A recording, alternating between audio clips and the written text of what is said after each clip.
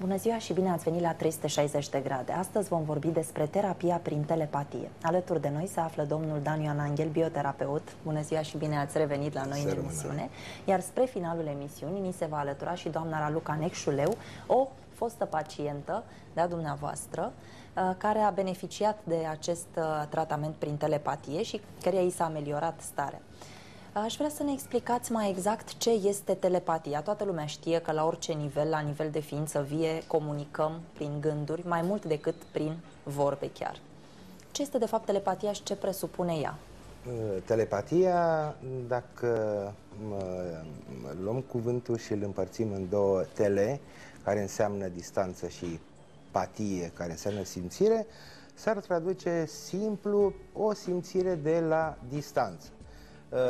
Ea a fost pusă în dezbateri în secolele trecute, chiar acum 4000 de ani se discuta despre telepatie. Oamenii încercau să găsească nu numai sensul ei, să-i găsească și modul de declanșare.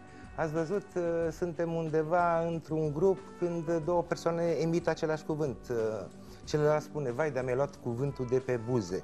Nu e altceva decât absolut o exprimare normală, telepatică, alta, între două persoane.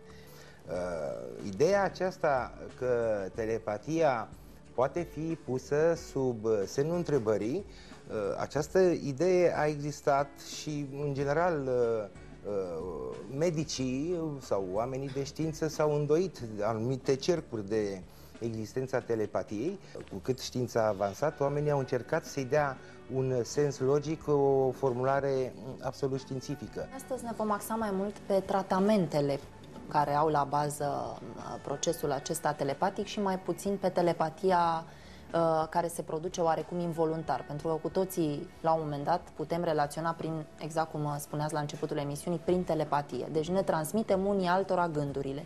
Câteodată chiar simțim ceea ce vrea o persoană să ne transmită înainte ca aceasta să ne spună concret acel lucru. Ce presupune această terapie prin telepatie? Adică, practic, orice persoană bolnavă, orice boală, poate fi tratată la nivel telepatic sau prin Deci orice boală telepatic? poate să fie accesată telepatic și efectele sunt de ameliorare. Mai greu este să vorbim de vindecare când vorbim despre om. Avem chakra care se află în spatele, în hipofiză, numită ochiul al treilea. Aceasta este o chakra care primește informația, e receptorul. Iradiantul sau emitentul, emițătorul se află, spun studiile de specialitate, că s-ar afla unde este gâtul. Deci aici avem chakra unde se află organul glanda tiroidă. Dar n-aș merge să strâmtorez câmpul telepatic, pentru că emisia se poate face din orice parte a corpului. Există această emisie spontană care se poate face între două persoane la distanță de vizibilitate, să zicem 100 de metri. Ele pot comunica telepatic, o parte a corpului sau anumite organe acelui emițător trimit fluxurile către ochi. Ochiul primește această informație și o transmite în corp. S-ar zice, se zice psihologic că centrul care primește informația telepatică se află în partea dreaptă, în emisfera dreaptă. Eu aș merge mult mai mult, aș spune că tot corpul primește o informație telepatică, întreg corpul o transformă în imagini, în sunete. Este necesar să existe compatibilitate între cel care tratează, între emițător, terapeutul respectiv, și cel receptor, pacient? Da, dar aici problema... Adică ați avut probleme cu anumiți pacienți cu care nu rezonați la nivel emoțional și i-ați tratat mai greu sau chiar n-ați putut acționa asupra lor telepatic? Deci problema se pune în felul următor. Cel care vine la tine vine cu un oarecare grad de încredere și un alt grad complementar de neîncredere.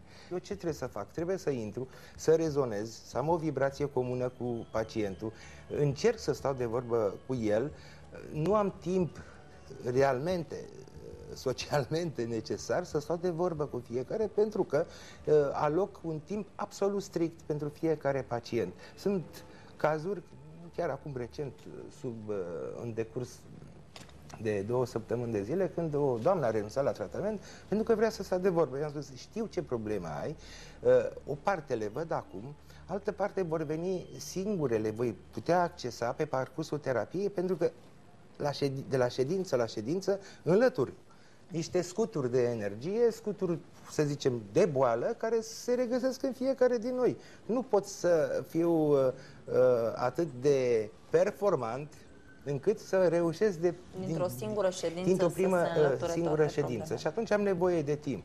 Acest proces telepatic este însă foarte complex. Pot exista și situații în care eu știu gândurile să o ia razna, sau situații în care o persoană să activeze o telepatie, dar într-un sens negativ, cu alte cuvinte, să aibă gânduri negative asupra altcuiva și telepatia să funcționeze într-un sens nu tocmai bun? Da, se poate face rău, se poate lucra telepatic de la distanță pe o anumită persoană, îi se ia probă, unghie, fire de păr, din arsenalul lui personal, obiecte, vestimentație. Și se poate lucra de la distanță telepatic printr-o emisie continuă asupra acelei persoane, căreia în decursul timpului câmpul energetic începe să se deterioreze, se minimalizează, apar spărturile în chakre, anumite chakre care sunt mai vulnerabile, și de aici foarte simplu se declanșează boala, suferința. Și cum ne putem feri de astfel de atacuri care se pot efectua până la urmă de la distanță? Este tot o formă de telepatie. Deci tot nu ne putem feri un schimb de gânduri. 100%. Există și soluții ajutătoare, nu performante, în care omul își face o curățire energetică. Există această șansă de a te duce la un terapeut care să îți facă, să-ți împlinească organismul energetic, să fie astupate acele spărturi, acele goluri. Nu suntem perfecți, deci bine e să nu facem rău, că odată ce răul l-am produs, bănuiesc că celelalte persoane care au fost afectate vor lua o măsură împotriva ta.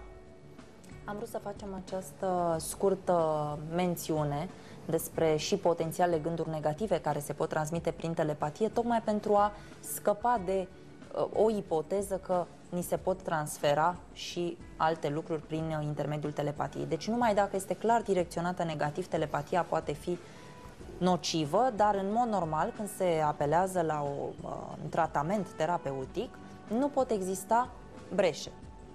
Exact. Adică, practic, primești numai informația care ți este trimisă de către terapeut. Da, trimiți informație clară, precisă pe organul care îl vizezi, să-l poți relaxa, să-l poți renoi, să-i dai o armonie și după aceea intri pe întreg sistemul energetic ca tot organismul să poată să vibreze în concordanță și cu organul care fusese înainte bolnav. Deci, practic, care ar fi etapele? Să le luăm așa, oarecum să încercăm să le descriem. Pentru mine, prima etapă este cea a contactului. Fie că ea este fizică, vine la cabinet și îmi spune nu pot să fac aceste terapii pentru că sunt din alt oraș sau sunt din altă țară, sau pur și simplu persoana îmi dă telefon pentru că nu are cum să ajungă în țară. Nu ne cunoaștem, nu ne știm. Glasul sau câteodată nici glasul, pentru că îmi scriu pe internet din străinătate, o doamnă din Germania îmi povestește că are o anumită afecțiune, ar vrea să se trateze, îi scriu, îi dau un e-mail, îi povestesc că în afară de ceea ce ea mi-a scris am găsit și alte afecțiuni. După faza aceasta în care i-am făcut o radiografie a corpului fizic și energetic, tot telepatic, luăm legătura telefonică, stabilim momentan, în clipa în care ea mă sună, spun peste un sfert de oră, 20 de minute, da, pot să intru în tratament cu tine.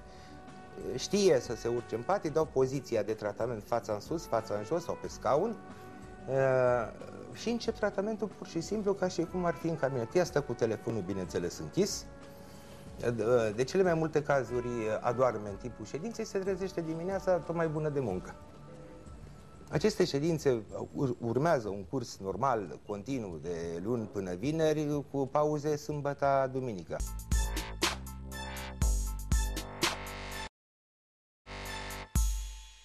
Putem să facem astfel de exerciții în care să încercăm să vedem ce probleme are o persoană sau să încercăm să aflăm răspunsuri la anumite probleme prin intermediul telepatiei, sau sunt toți acești oameni care au acces la astfel de informații sunt oameni cu un har anume? Pentru că, în general, dacă nu ai o predispoziție către așa ceva, degeaba ai exercițiu, degeaba faci exerciții în Vedeți, sensul doamna acesta. Alina, toți ne naștem cu Cu un sânge scop, cald. Da. Toți avem păr, toți avem mâini, avem picioare. Suntem asemănători, suntem aproape identici. La prima vedere, nu, vreau să vă răspund. Și cu toate acestea, telepatia funcționează la întregul sistem.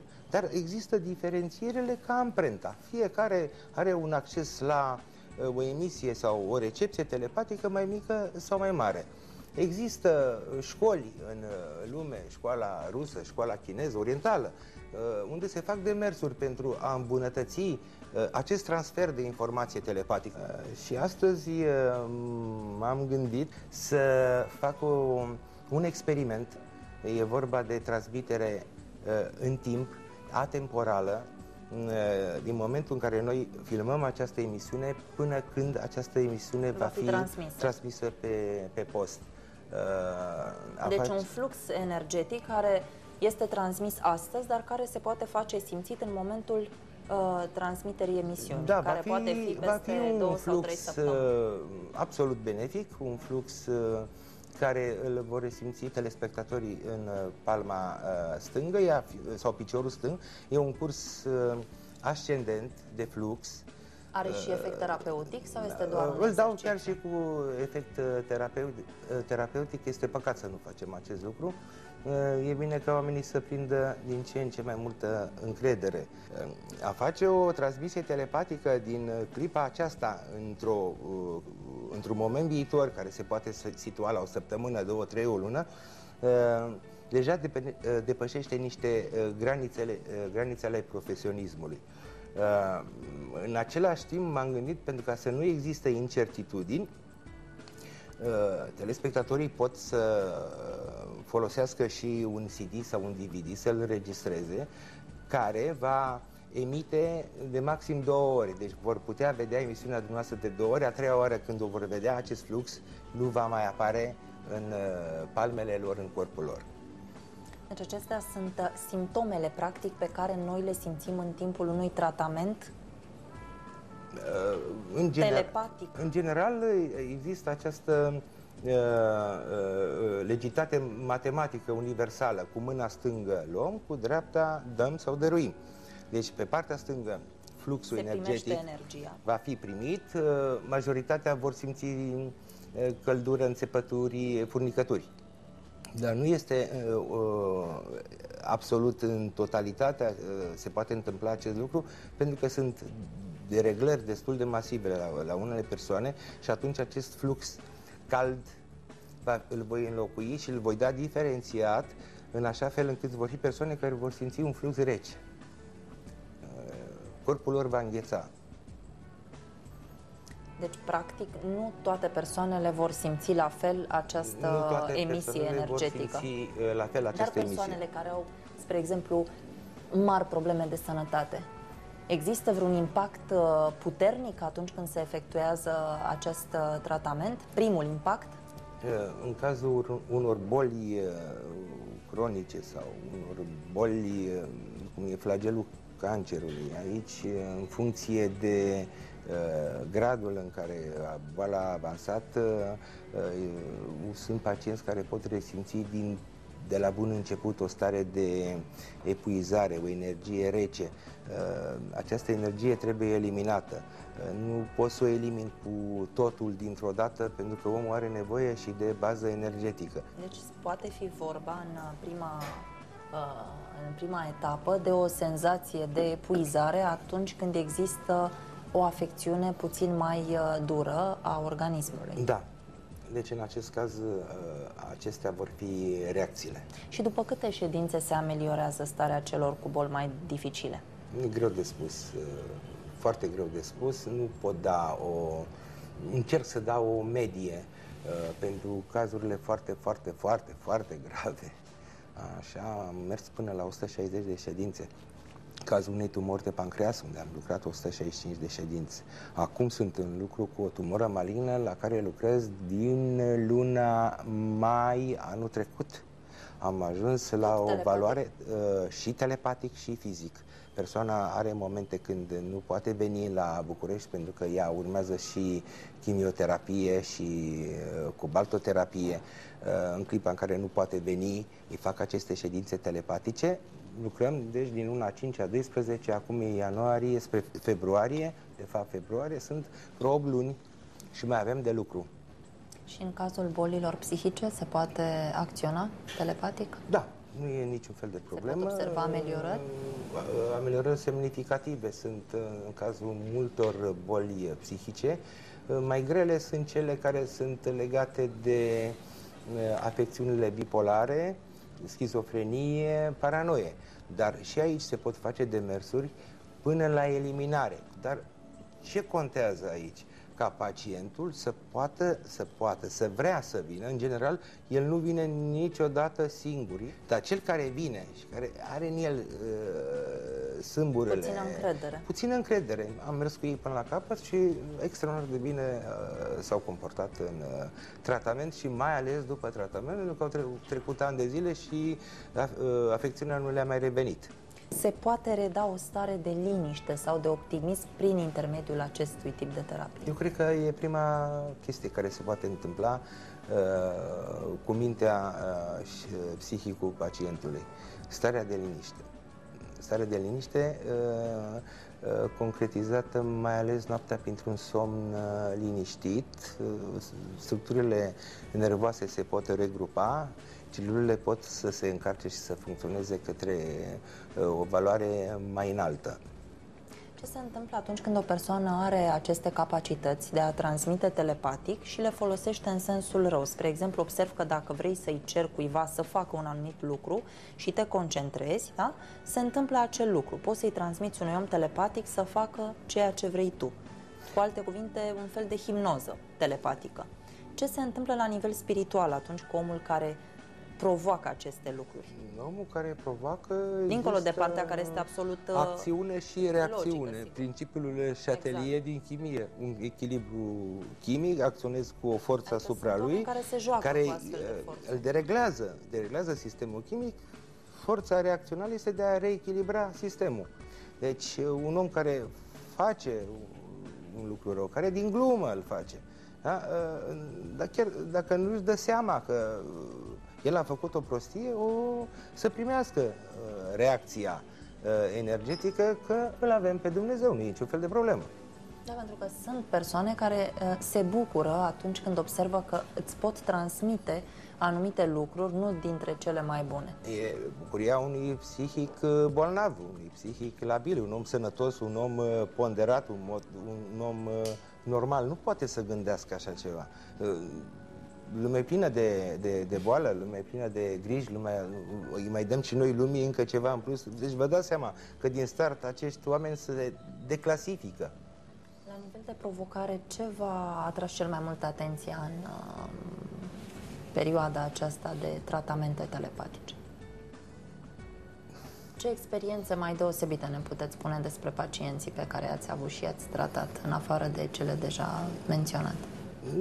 Greu să fac o referire. Nu neapărat o clasificare, cât mai degrabă niște exemple care poate pe telespectatori ar ajuta să vadă până unde cum merge ar putea telepatia merge, sau cum acționează. Exact. Sub o lună de zile eram într-un restaurant în ziua mea liberă, sâmbătă, cu 2 persoane, m-a sunat un fost pacient, mi-am adus aminte, am încă o memorie bună, ia zic ce ți se întâmplă. Ai făcut acea ecografie? Am făcut-o, e ok, venise pentru o litiaze renale și o litiază biliară la colecist. rezolvate. Nu era nicio fel de problemă. Am reușit să le eliminăm împreună, nu zic singur, eu împreună cu pacientul meu, pentru că și el vine cu suportul lui energetic. Zic, nu te pot lăsa așa, mai ales că el mi-a spus că dorește să facă apel la salvare, să-l ducă la spital la urgență. Am intrat pe el, dar cu telefonul deschis, pentru că vreau să-i aud fiecare răsuflare și cuvântul era foarte important. De la o clipă la cealaltă, ce simți, cum îți e? Am reușit, după 10 minute de un efort supraomenesc, să-i schimb toată aura de energie care era deficitară și acum să vă spun, erau lucrături energetice din partea altei persoane. Nici nu m-a interesat cine a fost persoana care l-a lucrat. Adică pe mine m-a interesat decât să-i transfer această energie în exteriorul corpului, să-i o ard și să-i o înlocuiesc. După 10 minute, ce să-ți dea Dumnezeu sănătate, m-ai scos din starea asta, era să fiu în spital. Era vorba strict de o agresiune la nivel energetic? Era o agresiune la nivel energetic, m-am implicat atât de puternic, în general sunt un om absolut obiectiv, deci nu mă implic subiectiv absolut niciodată, sunt robotizat. Efectiv, cum s-ar zice, tai cu bisturiu energetic în aură vie. Nu fac transferuri pe corp decât în clipa în care doresc să simt boala anumitei persoane, însă în cazul ăsta n-a mai fost nicio logică din partea mea, simțeam că îl pierd. Dar se întâmplă ca în urma unui tratament să preluați stările pacientului? Da, mi se întâmplă, sigur. Ori dacă ești obosit, ori dacă te implici, v-am spus, treci peste limita robotului din tine și de biom. Dar numai la nivel energetic, nu și la nivel de gânduri, adică, spre exemplu, dacă efectuați... la nivel energetic l-am luat peste tot. Da, dar am posibilitatea, într-un decurs de 5 minute, 10 minute, în general, să elimin. Da, mă gândeam că dacă, spre exemplu, luați în tratament o persoană care este depresivă sau care are tot soiul de supărări și angoase, dacă există riscul să-i preluați pentru o perioadă de timp aceste stări? În general, pe parte psihică nu preiau aproape niciodată. Preiau în anumite părți ale trupului. Revenim la nivel de gânduri. Atunci când sunteți într-un loc public, spre exemplu, vă agresează gândurile celor din jur, dacă tot este palierul acesta deschis și... Aici depinde de starea psihică a celui care face terapia. Nu neg faptul că acum... este ca o cutiuță pe care o închideți și după aceea o puteți deschide la comandă. Până la urmă simțiți niște lucruri și presupun că sunteți mult mai vizibil de către... Nu e adevărat, nu e adevărat. Deci închiderea este perfectă. Făceam chestia asta în urmă cu 20-18 ani de zile. Nu eram atât de bine echilibrat. Era plăcerea aceea care nu se numea echilibru și o recunosc, nu l-aveam acum între 20 și 18 ani în urmă, nu l-aveam la această calitate, la această acuratețe, la această obiectivitate. Și erai într-o masă mare de oameni, chiar îți plăcea să vezi ce boală are doamna, domnul sau altcineva. Da? Nu se aducea nimic bun, în primul rând era o curiozitate, nu erau constructive pentru că partea de construcție nu o faci decât în timpul tratamentului, unde ai actul medical și vezi. Cum se efectuează acest baraj? Pentru că orice persoană care se ocupă cu lucruri de genul ăsta este, spuneam, mult mai vizibilă și de către anumite forțe și de către anumite semnale, adică fără să vrei, simți. Te uiți la o persoană și simți, dacă ești un bun telepat, ce gândește despre tine sau ce gândește persoana respectivă. Îi simți agresiunea energetică în cazul în care putem vorbi despre așa ceva. Și invers, sigur că da, simți mult mai bine dacă cineva îți vrea binele. Dar cum efectuați aceasta? În clipa în care am terminat și am închis tratamentul, din acea clipă sunt total închis. De ce? Pentru că aici fac referire la acele forțe care au o anumită valoare. Dacă mă refer la anumite sisteme, știu dacă mă lucrează, pentru că pot simți. Cum? Atunci, cum simțiți? E un câmp informațional foarte puternic. Normal că organismul meu... Ca senzație, la nivel de senzație? Am o senzație de neliniște, nesiguranță. Și imediat îmi deschid antenele telepatice și intru în vibrație, în armonie și văd persoana cum arată, cine este. Pot merge până a face diagnosticare, cum se numește și persoana, locul, poziție geografică. cu aceeași ușurință cum fac tratamentul de la distanță, Dar am telepatic. înțeles că niciodată nu-i comunicați unei persoane dacă vă cere, atunci când este agresată energetic, să spunem într-o manieră mai voalată, sau în momentul în care îi se fac anumite lucruri. N-am nevoie să-mi Nu. Stați puțin. Nu îi spuneți Ce vi s-ar întâmpla sursa. dumneavoastră, veniți la tratament la mine la cabinet și să zicem o persoană dragă, ziceți dumneavoastră, dragă, vă face un așa bine, vă trimite un flux din ăsta așa subliminal și vă simțiți rău. Această descătușare de forțe se face într-un regim pe care numai eu îl hotărăsc. De ce? Pentru că trebuie să vă pregătesc și la urma urmei nici nu e nevoie, pentru că dacă trimit energie suficientă persoane care v-a făcut și o fac să înțeleagă tot telepatic, că nu trebuie să vă facă rău, ea va înceta cu emisia sau nu va înceta, că nu să fie atât de simțită. În general, oamenii care fac asta ideclasivii sunt niște nesimțiți. Dar poți să ia un anumit nivel în care nu-și Nu, eu așa îi consider. Nu poți să faci rău. Nu trebuie să faci bine.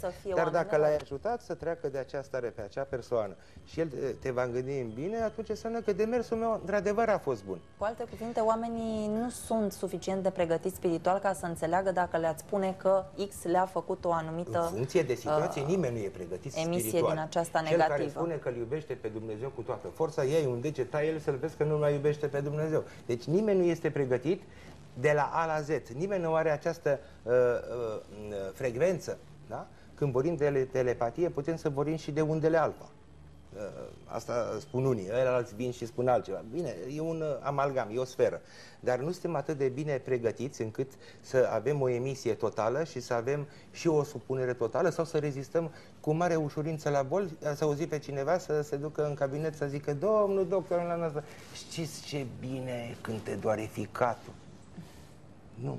Intră în cabinet și zice: domnul doctor internist, știți ce rău îmi este? Dar nimeni nu se gândește că ăla în fiecare zi primește boală. Aș vrea să văd și eu o dată un pacient care se duce: domnul doctor, săracul de dumneavoastră, cred că vă e foarte greu. Asta înseamnă telepatie, la urma urmei. Ai bunătate în tine, emiți bunătatea din tine, ți se va dezvolta în decursul timpului și capacitatea telepatică. Eu n-am avut niciodată un profesor. Pentru mine a fost Biblia, unde știm că se foloseau transmisii telepatice. Vă dau un exemplu. Prin telepatie, acum, când a apărut gripa porcină, mai multe familii prieteni mi-au dat telefon. Ne curge nasul, avem acele eliminări apoase, având acces la eul colectiv al terei, telepatic am preluat ceva instantaneu, pentru că sunt prietenii mei, să-i ajut cu ceva. Și le-am spus: luați o ceapă, o mâncați cu sare, fără pâine. După care luați altă ceapă, o tăiați, dacă se poate cu ceva de plastic, dacă nu, rupeți, dar să rămână bulbul. Presărați sare și o țineți într-o farfurie până la 3 dimineața. Câteva zile în urmă, o prietenă îmi trimite pe mail. Erau informații din 1919 despre gripa care avusese loc în Spania, unde muriseră între 20-50 de milioane de oameni, și un medic se deplasează în zona infectată și a găsit o familie în această zonă infectată care nu era bolnavă. Știți ce folosise? Exact ce v-am spus eu. Deci, neavând informație directă citită, eu am preluat-o din acest eu colectiv, eu general al terei. Aș vrea să vă întreb dacă accesul la informația din viitor v-a fost vreodată de folos, pentru că în general se spune că nu ne ajută cu nimic viitorul, ba mai mult decât atât. Nu este bine să știm, pentru că atunci trăim oarecum, trecem forțat într-o altă etapă și nici de asemenea să trăim prea mult în trecut, să devenim nostalgici, pentru că iarăși vibrația noastră energetică are de suferit.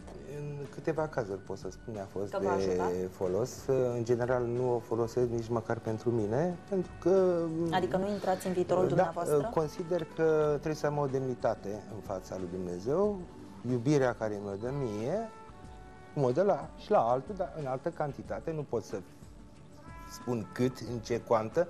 Deci iubirea care mi-o dă trebuie să eu și dau înapoi sub altă formă. Eu o dau sub forma acestor tratamente. Faptul că am această posibilitate, am folosit-o în câteva situații. Puteam să o folosesc mult mai accentuat, dar așa am considerat. Au fost niște situații care țin de mine și sunt absolut personale.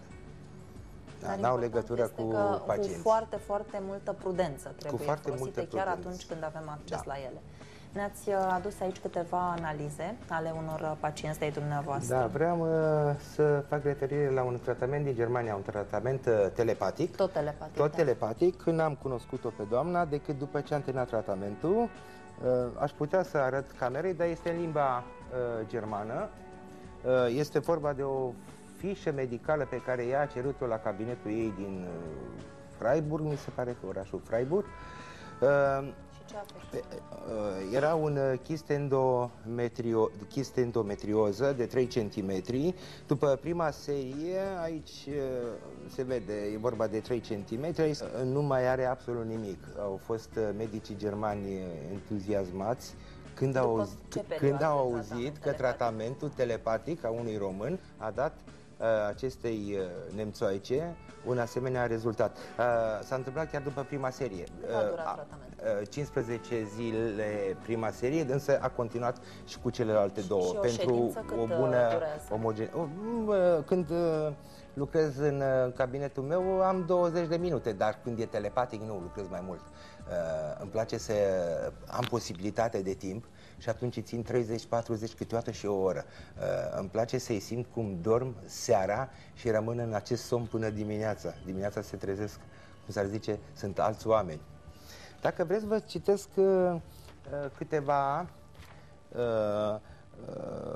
scrisori de la pacienți. Să vă citesc câteva rânduri de la ei. Doamna, să zicem, Gabriela C. spune: la această ședință telepatică am avut senzații de presiune abdomen, o stare de bine percepută ca niște valuri de energie, căldură în piciorul stâng, am adormit câteva minute. Altcineva spune că la picioare am simțit frig, la mâine am simțit căldură, iar la stomac am simțit greață. Așa a simțit pacientul meu, greață. Dar e o transcriere a acestei stări de aici dusă către etaj. Altcineva spune așa: presiune în palme, relaxare indusă în mod conștient cu ochii închiși, înțepături în talpa dreaptă, palma stângă, partea dreaptă a spatelui. Dar stare de plutire, de ridicare la o înălțime de vizualizare cam din elicopter. Imagini vizualizate în zbor planat, zone cu multă verdeață, mult verde. Spre final s-a indus o stare de răcoare, am avut nevoie de acoperire și apoi stare de somnolență, somn ușor, cam 20 de minute după ora 9. Trezirea a fost imaginea unei unde roșii care a pătruns prin nas și se îndrepta către ochi, fapt care a provocat trezirea bruscă ora 9 și 22. După cum vedeți, stările sunt diferențiate. La unii foarte, foarte, foarte rece pentru că au avut nevoie de acoperire, la alții foarte, foarte cald sau cald, la alții înțepături, alții au dureri. Toate acestea sunt diferențiate, deci nu trimit un flux de energie comun la toată lumea, clar. Trimit diferențiat. Acest lucru ne spune faptul că dacă ai aceste simptome, automat înseamnă că ai o afecțiune sau se întâmplă ceva grav în organismul tău, sau nu neapărat orice persoană, chiar dacă este o persoană perfect sănătoasă, are aceste senzații? Care tinde către perfecțiune simte caldul normal și puțin răcoros în palma dreaptă. O sănătate bună. O sănătate bună e un flux normal dat de Dumnezeu în univers, probabil și la... Și ca senzații. Omul de pe altă planetă la fel va simți mâna stângă la fel, mâna dreaptă recele. Da, deci persoanele care sunt mai bolnave sau care sunt bolnave înregistrează aceste senzații amplificat sau tot la fel simt la nivel de senzații terapia? În funcție de boală se poate trece de la quanta caldă la quanta rece. Vedeți că aici nu vreau să mă joc cu cuvintele, dar în clipa în care quanta rece ce arată? Când introduci un rece, da, o boală mai cruntă, când introduci o energie rece, începi să te gândești că materia ta se structurează către antimaterie, tu-i trimiți altceva, pentru că intri cu minusul, înainte te duceai cu plusul, acum intri energetic pe aceeași parte cu minusul. Alături de noi se află acum și doamna Raluca Necșuleu, o fostă pacientă de-a domnului Dan Ioan Anghel. Raluca, o să te rog să ne spui în ce context ai apelat la terapia prin telepatie. Am apelat la domnul Dan acum câțiva ani L-am cunoscut printr-un prieten care la rândul său a beneficiat de bioenergie. Ce problemă? Problema de sănătate erau migrenele foarte puternice de care suferam la momentul respectiv. Și în urma tratamentului, în primul rând aș vrea să ne spui care au fost condițiile în care s-a efectuat acest tratament. Am înțeles că lucrai pe vapor, da. Și ca atare, în mod normal, ar fi mai dificil să se efectueze telepatia. Este. La momentul respectiv lucram pe un vas de croazieră și toate ședințele cu domnul Dan s-au efectuat telepatic. El, neavând nevoie de a ști unde sunt eu în momentul respectiv, doar ora. Deci doar ne comunicam ora și atât. Începeam tratamentul, stăteam relaxată cu palmele în sus și așa. Erau anumite ore, momente ale zilei? Sau? Nu. Erau efectiv pauzele mele, ca să spun așa. Deci în fiecare pauză, zilnic, câte jumătate de oră, făceam acest tratament. Deci singura condiție din punctul tău de vedere era să stai relaxată și pur și simplu primeai. Spune-ne ce simțeai în acele momente. Mai exact un flux de energie. Simțeam efectiv că mi-ardeau palmele, iar la sfârșitul ședinței mă simțeam foarte, foarte bine, foarte relaxată, fără dureri, extraordinar de bine. Dar durerile se mai ameliorau în timpul tratamentului? Clar, s-au ameliorat de prima oară. De fapt, de prima oară, de când am vorbit cu domnul Dan la telefon, acea durere a dispărut. Durerea de cap. Deci, de cât timp erau aceste dureri? De câteva luni de zile. Am înțeles. Deci nu era ceva o afecțiune pe care o aveai din copilărie? Nu. Alte tratamente ai mai făcut în acea perioadă sau singura terapie a fost aceasta? Da, singura terapie a fost aceasta cu domnul Dan. Am înțeles. Mai ești sub tratament? Adică... Nu a mai fost nevoie. S-a rezolvat atunci. Din punctul dumneavoastră de vedere, ca terapeut, ce ne puteți spune? A fost un caz mai dificil? A fost un demers normal pentru mine, mai ales că iau în considerare cei peste 20 de ani de terapie oficială făcută pe teritoriul României. Nu s-au pus probleme deosebite. În primul rând, i-am făcut o radiografie de la distanță telepatică, i-am văzut zonele afectate, am privit aura în părțile ei de subansamblu, am considerat că pot intra foarte ușor, n-am avut nevoie pentru această emisie telepatică de poziționare. Am intrat direct pe acest tratament, așa cum am spus, s-a efectuat relativ ușor. Aș vrea să vă întreb, dacă, să spunem, ar fi fost vorba despre un subiect mai puțin receptiv, care ori nu crede în așa ceva, ori nu are timp să stea relaxat și așa mai departe, ar mai fi avut aceleași efecte? În mod sigur, răspunsul este nu. N-ar mai fi fost același efect. Efecte ar fi fost în modul, în valoare, dar nu la valoarea experimentului sau terapiei făcută în cazul doamnei Raluca. Adică o cerință și o condiție. O condiție de bază este, în primul rând, încrederea. Altă condiție este ca terapeutul să fie un terapeut bun, un profesionist. Aș vrea să întreb dacă au fost și efecte secundare după această stare de bine din timpul terapiei. Ulterior existau și alte stări mai puțin bune sau totul decurgea absolut normal? Totul decurgea absolut normal. Deci chiar pot să spun că la sfârșitul tratamentului m-am simțit și mai bine decât în timpul tratamentului. Aș vrea să intervin. În cazul dânsei n-a apărut nicio reacție secundară de la început. Însă sunt demne de semnalat acele cazuri când pacientul resimte, chiar din prima ședință telepatică, resimte dureri care sunt existente în corp, care ies acum la suprafață. Ele sunt de scurtă durată, maxim 2-3 zile, apar ca niște, cum să spun, niște dureri musculare, ca și cum pacientul ar fi alergat, ar fi făcut ceva mișcare. Dar ele sunt legate în acele cazuri, legătura se face numai cu sistemul circulator deficitar. Dacă alături de Raluca ar mai fi fost o persoană care, să presupunem, ar fi avut aceleași dureri de cap sau o altă problemă de sănătate, ar fi afectat-o și pe ea tratamentul acesta, terapia prin telepatie? Nu, din contră. Există diferențele de valoare de tratament, dar ele sunt influențate numai în cazurile acolo unde pacientul nu are suficientă credință. Simplu. Raluca a avut, pentru că la ea au dat roade toate aceste ședințe. Am înțeles. Iată deci ce efecte minunate poate să aibă tratamentul prin telepatie, sigur că da, cu condiția ca terapeutul să fie bun. Eu vă mulțumesc foarte mult pentru participare, vă aștept cu drag și la alte emisiuni, iar pe dumneavoastră vă așteptăm și sâmbăta următoare. Până atunci, alege să nu te pierzi și privește lumea detașându-te de ea. O săptămână minunată. La revedere!